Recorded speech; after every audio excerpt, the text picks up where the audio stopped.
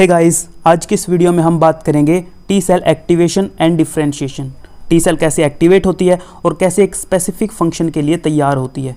तो देखिए, एक है हमारी टी हेल्पर सेल जिसका दूसरा नाम है CD4 सेल या CD4+ cell, okay.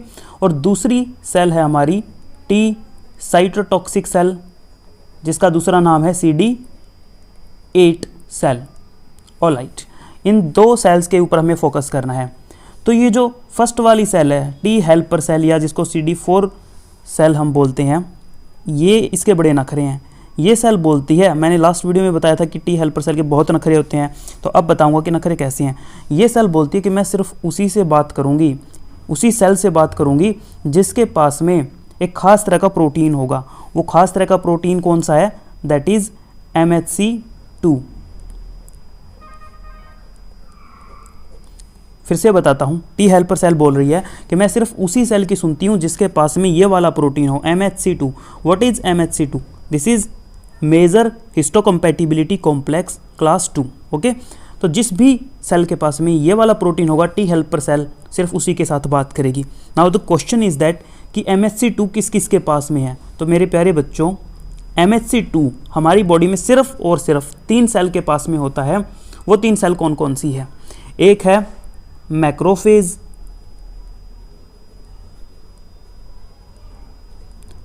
Then dendritic cell,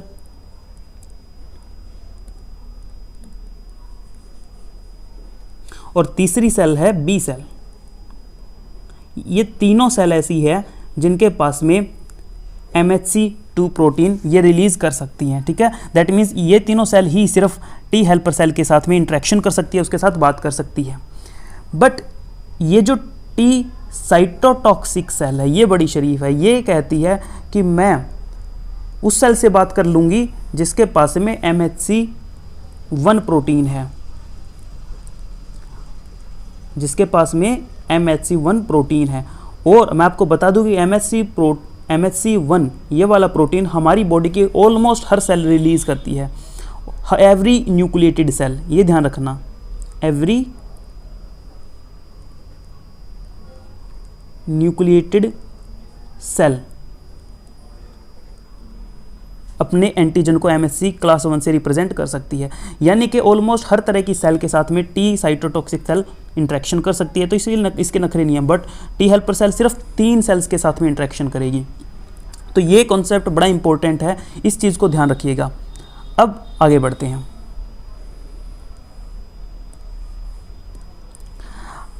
अब मान लीजिए हम उन तीनों में से कोई भी एक सेल ले लेते हैं। फॉर एग्जाम्पल हम बात करते हैं, सबसे पहले लेते हैं एक पैथोजन को। For example this is a pathogen,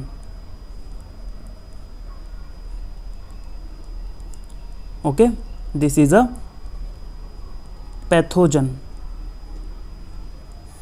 जैसे ये हमारी बॉडी के अंदर एंटर होगा, तो हमारी बॉडी के अंदर मान लीजिए कि स्किन से एंटर हुआ है, तो स्किन के नीचे कौन सी सेल प्रेजेंट होंगी? फॉर एग्जाम्पल वहाँ पे प्रेजेंट है macrophages. Macrophages are large cells, these are macrophages.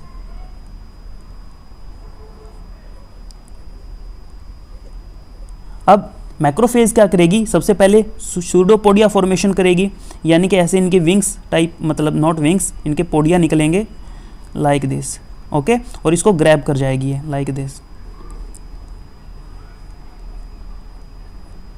Like this, okay. और इसको अंदर की तरफ कैप्चर कर लेगी। अब अंदर कैप्चर करने के बाद में इसको अपने फैगोसोम के अंदर कैद करेगी और इसको छोटे छोटे पीसीज में एंजाइम्स की हेल्प से ब्रेक डाउन कर देगी। तो ये जो अंदर पैथोजन आया है मैक्रोफेज के, इसको छोटे छोटे पीसीज में ब्रेक डाउन कर दिया है। अब न्यूट्रोफिल अगर होती मैक्रोफेज की जगह, तो वो क्या करती है? इन पीसीज को ब्लड में फेंक देती। बट मैक्रोफेज ऐसा नहीं करती है। ये बड़ी सेंसिबल सेल है, बड़ी मतलब कि ना चीज़ों को बड़े तरीके से रिप्रेजेंट करती है दूसरी सेल्स को।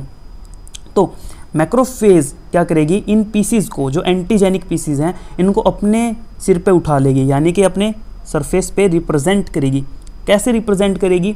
मैंने बताया आपको कि इनके पास में एक स्पेशल प्रोटीन है इनके सरफेस पे, that is called MHC class 2, this is MHC class 2, एक स्पेसिफिक प्रोटीन है इनके सरफेस पे। तो ये जो भी छोटे छोटे टुकड़े बने हैं, इन टुकड़ों को ये क्या करेगी, MHC2, इसके एक तरीके का आप मान लीजिए हाथ हैं, जैसे आप किसी चीज़ को अपने हाथ में होल्ड करते हैं और किसी को दिखाते हैं, तो ये MHC2 मैक्रोफेज के मान लीजिए हाथ हैं, ठीक है। तो ये इन पीसीज को अपने हाथ में ऐसे दिखा रही है, लाइक दिस। बाकी सेल्स को दिखा रही है, ये लिम्फ नोड में जाएगी मैक्रोफेज, और वहाँ पे जो टी सेल वगैरह है उनको दिखाएगी कि भाई देखो हमने किस चीज़ को पकड़ा हुआ है, हमने एक एंटीजन को पकड़ा हुआ है, बताओ इसका क्या करना है, ठीक है। यहाँ तक बात समझ में आ गई है। अब इस मैक्रोफेज ने एंटीजन को अपने सरफेस पे रिप्रेजेंट कर दिया है। अब क्या होगा, अब ये जाएगी टी सेल के पास में, टी हेल्पर सेल के पास में एक्चुअली। तो चलिए एक टी हेल्पर सेल भी बना लेते हैं। अब मान लीजिए ये कलर लेते हैं हम टी हेल्पर सेल का।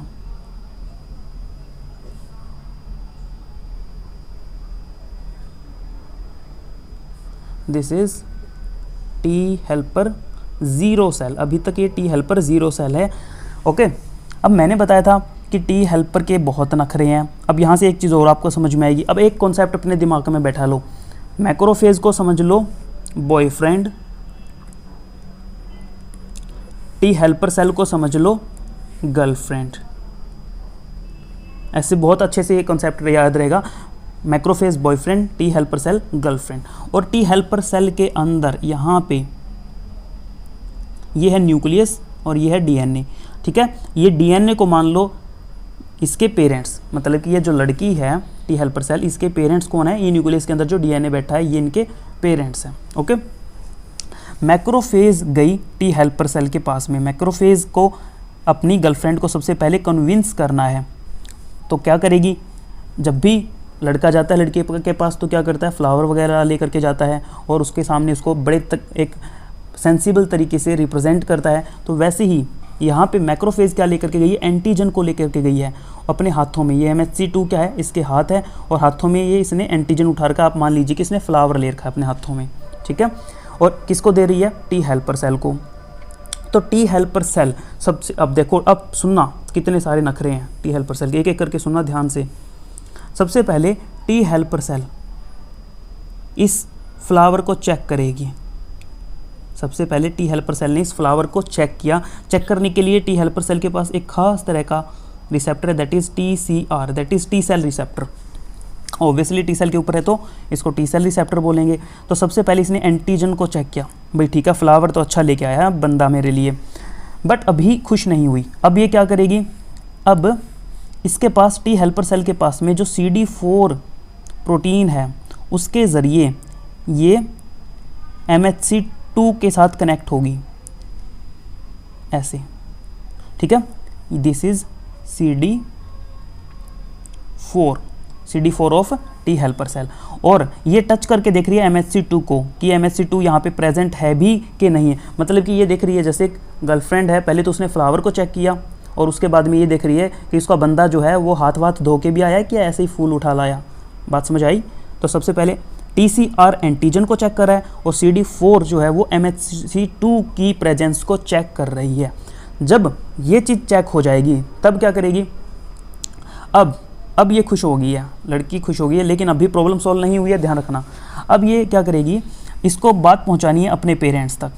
यहाँ पे देखो ये न्यूक्लियस के अंदर जो DNA है ये लड़की के पेरेंट्स हैं, यहाँ तक बात पहुँचानी है। तो कैसे पहुँचाएंगे भाई, इनके लिए ये जो TCR और CD4 इनके नीचे ही एक खास तरह का प्रोटीन प्रेजेंट है, like this is called CD3।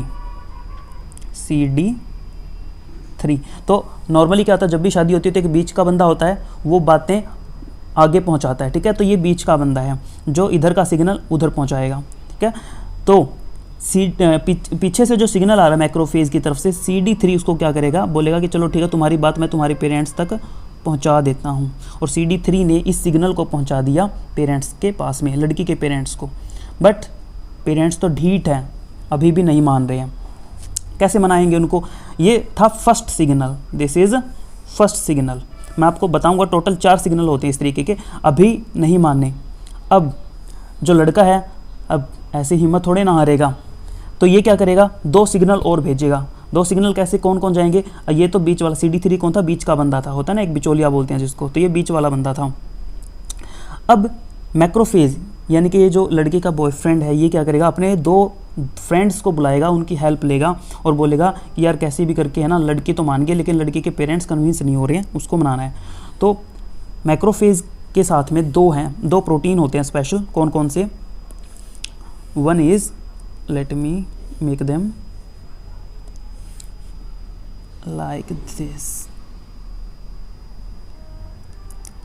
एक फ्रेंड तो ये है, लड़के का दोस्त है, इसका नाम है B7, actually this is a protein, okay. और दूसरा फ्रेंड है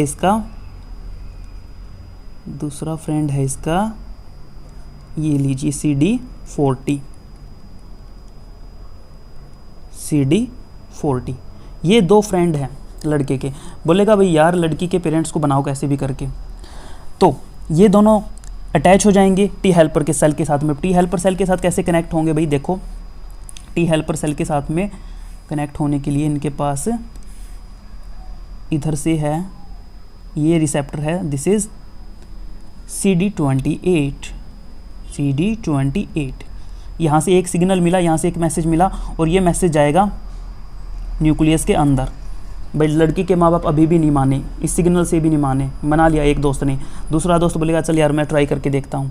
अब ये सिग्नल भेजेगा CD40, मतलब कि दूसरा दोस्त सिग्नल भेजेगा सेल के अंदर, तो यहाँ पे इस सिग्नल को रिसीव करने के लिए कौन है, यहाँ पे भी एक और स्ट्रक्चर है दैट इज़ कॉल्ड CDL40।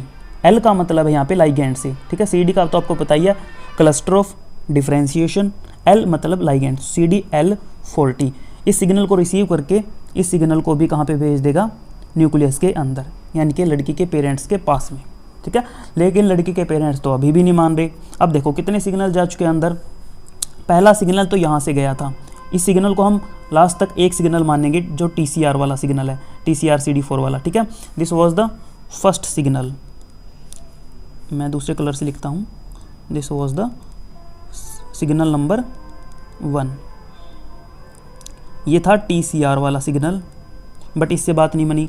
उसके बाद में सेकंड और जो थर्ड सिग्नल था वो किसका था, वो था इसके फ्रेंड्स का, B7 का एंड CD40 का, इससे भी बात नहीं बनी। अब फोर्थ सिग्नल जाएगा, फोर्थ सिग्नल क्या होगा, मैक्रोफेज। अब लड़का बोल रहा है कि यार सारे काम करके देख लिए, क्या पता लड़की के पेरेंट्स को थोड़े बहुत पैसे वैसे दे के भी मना के देख लेते हैं, क्या पता मान जाए। तो ये जो लड़का है ना, अब क्या करेगा, ये देगा पैसे। तो कौन से पैसे हैं, इसके पैसे हैं केमिकल, ये स्पेशल केमिकल सीक्रेट करेगा, दिस इज इंटरल्यूकिन 12। इंटरल्यूकिन 12 जा करके, यानी कि जब पैसों की बारिश होगी तो पैसों को कौन छोड़ेगा, तो टी हेल्पर सेल उनको कैच करेगी यहाँ पे। तो there is a receptor, alright, there is a receptor. So interleukin 12 यहाँ पे जा करके अटैच हो गया। बात समझ आ गई। अब पैसे मिलते ही अब की बार बात बनेगी भाई साहब, अब की बार बात बनेगी क्योंकि पैसे मिल गए हैं। यानी कि अब अंदर सिग्नल जाएगा और अंदर एक और, अब टी हेल्पर सेल बोलेगी चलो यार तुमने इतनी कोशिश कर ली, मैं भी अपनी तरफ से थोड़ी कोशिश करती हूँ। तो टी हेल्पर सेल खुद के ऊपर ही कुछ केमिकल गिराना शुरू कर देगी। जैसे लड़की होती है ना, घर वालों को धमकी देती है कि अगर तुमने मेरी शादी नहीं करवाई उस बंदे से तो मैं अपनी नस काट लूँगी, सुसाइड कर लूँगी, ये वो इस टाइप से। अब ये धमकी दे रही है, तो ये खुद के ऊपर ही केमिकल्स गिराना शुरू कर दिया इसने। खुद के ऊपर कौन सा केमिकल गिराएगी, खुद के ऊपर गिरा रही है ये interleukin 2। This is called autocrine signalling. खुद के ऊपर खुद को एक्टिवेट करने की कोशिश कर रही है और इससे एक और सिग्नल अंदर गया। और अब की बार पेरेंट्स, लड़की के पेरेंट्स को थोड़ा सा डर भी लगा और कन्विंस भी हुए और अब की बार वो मान गए हैं। सो फाइनली फोर्थ सिग्नल कौन सा है, फोर्थ सिग्नल है साइटोकाइन स्टिमुलेशन। फोर्थ सिग्नल कौन सा है बच्चों, साइटोकाइन स्टिमुलेशन, ठीक है। तो ये 4 सिग्नल जब जाते हैं टी हेल्पर सेल तक, तब जाकर के टी हेल्पर सेल होती है एक्टिवेट और ये डिवाइड करना शुरू कर देगी, बहुत सारी कॉपी बनाना अपनी स्टार्ट कर देती है। अब यहाँ पे एक चीज़ नोटिस कीजिएगा, इंटरल्यूकिन 2 जो था, जो किसने सीक्रेट किया था, टी हेल्पर सेल ने खुद के ऊपर सीक्रेट किया था, ठीक है, धमकी देने के लिए लड़की ने खुद के ऊपर डाला।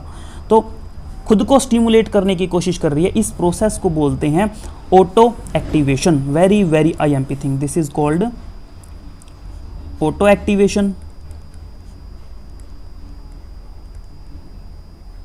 या इसी चीज को बोलते हैं autocrine signalling. Very very IMP exam point of view से, ऑटोक्राइन सिग्नलिंग।